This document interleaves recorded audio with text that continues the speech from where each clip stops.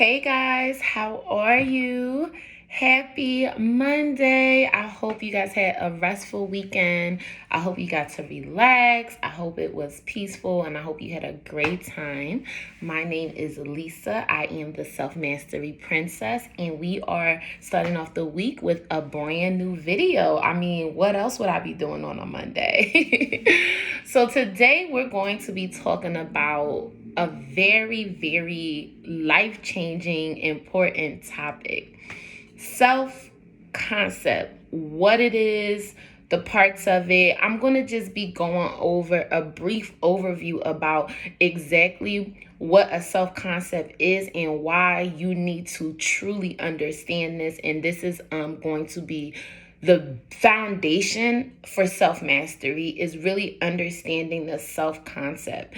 I feel like when you have understanding about things, it helps you to be able to apply it and, have application. A lot of the times we hear about different topics and it's like it sounds great, but you truly don't understand. And that's what I want to do today, is I want to give you guys a true understanding of the beginning basics of your self-concept, which is going to be a major key in unlocking self-mastery. So I got my little notes today, so forgive me if you see me looking down. I am just referring to my notes. So what is a self-concept? In the self-concept, you have three major parts. It's your ideal self, it is your real self, and then it's self-esteem. These are the three parts that make up you, like who you actually are, the internal parts of you. So this is kind of how we interpret ourselves, our strengths, our weaknesses, etc. So I'm going to dive into exactly what each one means, and I'll be giving some examples as well. The first one, ideal self. Now, this is my absolute favorite. I think I spend most of my life in the ideal self. And basically, the ideal self, it's the vision, it's the dream, it's the nice cars, it's the juicy relationship, it's the businesses, it's the things that you truly desire, the things that deep in your heart you deserve, your hopes, your wishes. It is basically, it could call God and say, hey God, this is the type of person I want to be. Whatever comes to your mind, that is the ideal self. So for me, I'm my ideal self: strong, confident, fashionable, at peace, enjoying life, sharing love, joy, like in the perfect world. So if you're trying to identify who your ideal self is and you want to journal on it, the best way I would say to start with the ideal self is, in a perfect world, if I could be anybody or if I could have any characteristics, this would be the things.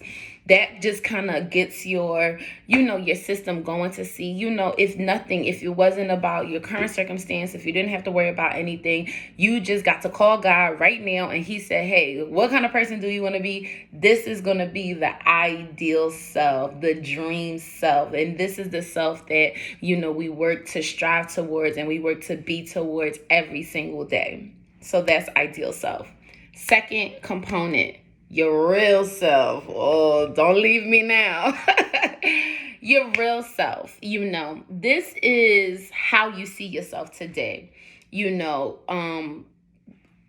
honest with yourself. The things that you may not necessarily love about yourself, your weaknesses, your vulnerable side, the things that maybe throughout life, maybe you were told that you are, too loud, or you're too, bossy, or you don't know how to handle anger, whatever those things are, or any type of insecurities that you may, feel about yourself, whether that's from like your finances to maybe your appearance, whatever the case is. But this is just who you are, like how you feel, the vulnerable side of you, the weaknesses, the shortcomings. This is that's the part of your self-concept. This is who you actually are. And this part is important because for me, you have to love this part too. Nobody is perfect. We all have imperfections. You know what I mean? So when I started doing this work, and I started confronting who my real self was, it helps you to kind of have a balance. It helps you to know, no, I know I have these things, but it doesn't make me a bad person, or it doesn't mean I don't deserve certain things because I have weaknesses or shortcomings. We're all sinners. We all have bad things that, come with us. That's just, we all have different inequities. And this is just a fact. So I feel like when you talk about your real self, get very honest with yourself.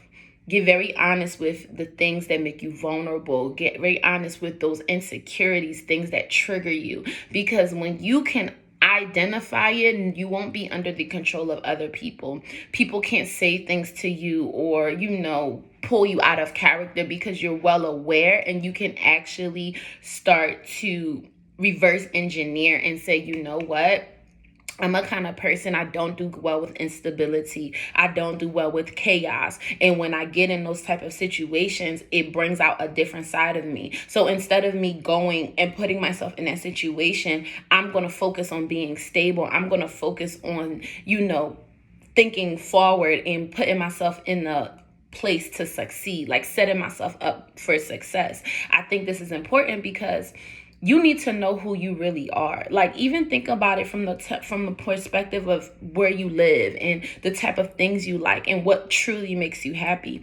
If you know you need certain things to, lift your spirit up or to make you feel secure, and certain things trigger you, you need to be able to identify those triggers so that if they come up, you can kind of have I like to call it like a code, green, a code yellow, and a code red. So you can kind of be able to bring yourself down and say, you know what, this is getting a little, too much for me. I'm going to go ahead and remove myself before it gets to that level. So that's pretty much the real self. You don't need to spend a lot of time here. Identify what it is and, bounce back to the ideal. You don't need to. I think a lot of the time with the real self, we make this dictate our ideal self, and that's the mistake.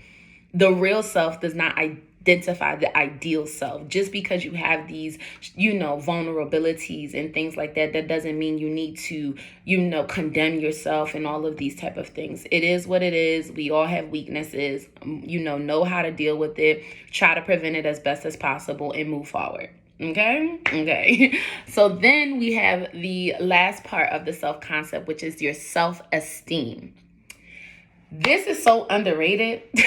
I'm going to just start out by saying that. Self-esteem, if I had to tell like kids anything, or my future generations, self-esteem is probably one of the most important things in this world, to be honest with you. How you view yourself is life-changing. So when you talk about self-esteem, you're basically talking about how much worth and value do you believe you have? How much worth and value do you believe you have and you possess? And this is so important because in any area of life, anything that we do, you cannot go further than you think you can go. This is just a fact. Even if you want something, you literally have to be in an energetic space where you believe that you can call something in for that thing to now come in your reality. And this is the part that you really got to work on and go back into what are you believing? And you got to dislearn certain things and dislearn certain stereotypes and dislearn this negative, aura that may be around you, because your self-esteem is everything, bro. Everything. You can't do nothing without it. If you don't feel like you are beautiful or you are handsome or you can walk and you can command the room and you are a stable person, anything is going to trip you up. You won't even try. You won't even try. You won't even go and try for the opportunity. You won't even start the business, start the YouTube channel, go after the opportunity. You won't. And what you'll end up doing is you'll start to look for outside of you. You'll start to look for other people to give you that self-esteem. And that now opens you up for all type of abuse, all type of manipulations. A person with a high self-esteem cannot be manipulated. A person who knows who they are My grandma used to say this to me: if you don't know who you are, somebody else will show you. And that proverb has, God bless her soul, that thing has changed my life. If you don't know who you are, if you say, you know what, it doesn't matter what other people think. Okay? You just need to know. And that's the hardest part on this journey, is convincing yourself.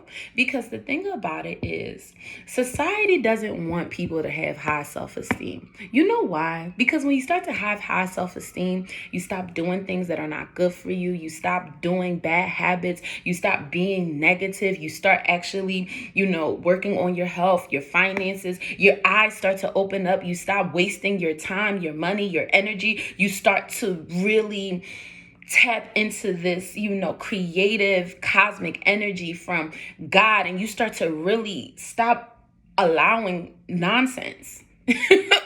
And we live in a society where nonsense is a multi-billion-dollar industry.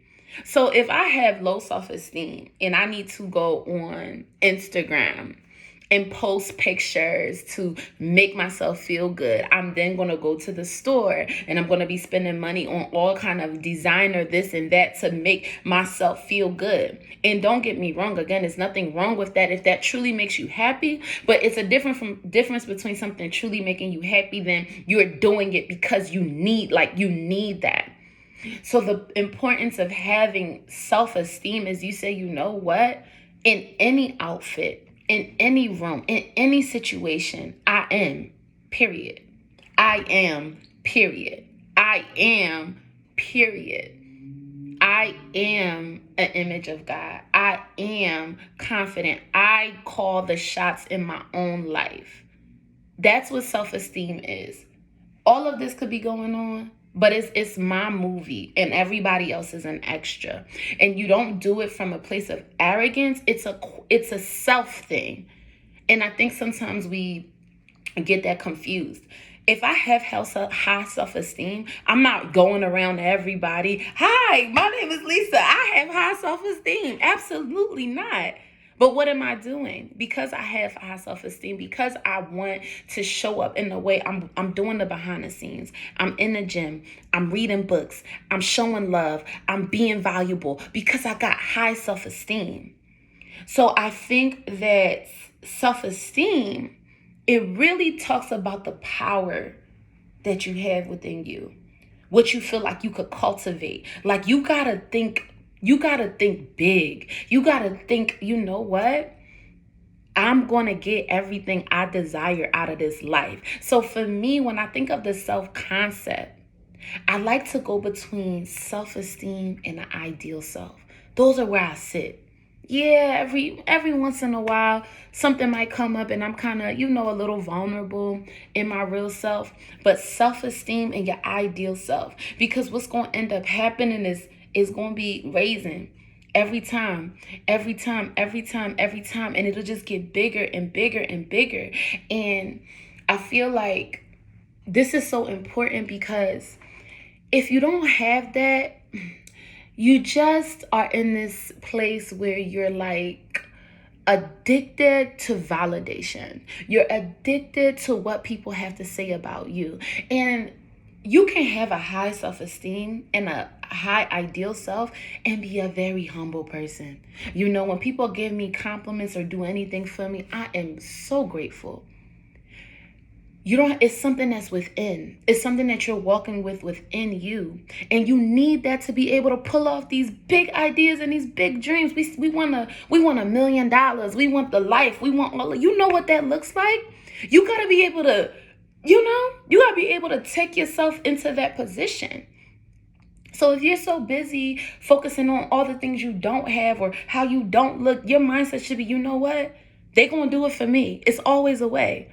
I'm going to get what I want. This increases your self-esteem. And you even stop doing things that are counterproductive. That's where it comes in, where the habits that you stop wasting your time, you stop drinking, you stop gossiping, you stop doing all of this unimportant things. And you start getting locked in. And that's what I want for y'all. I want you guys to get locked in. And that's why I wanted to really set the tone for self-concept, because once you get locked in and you wake up and you realize who you are, you like, so I've been here, just taking the bare minimum.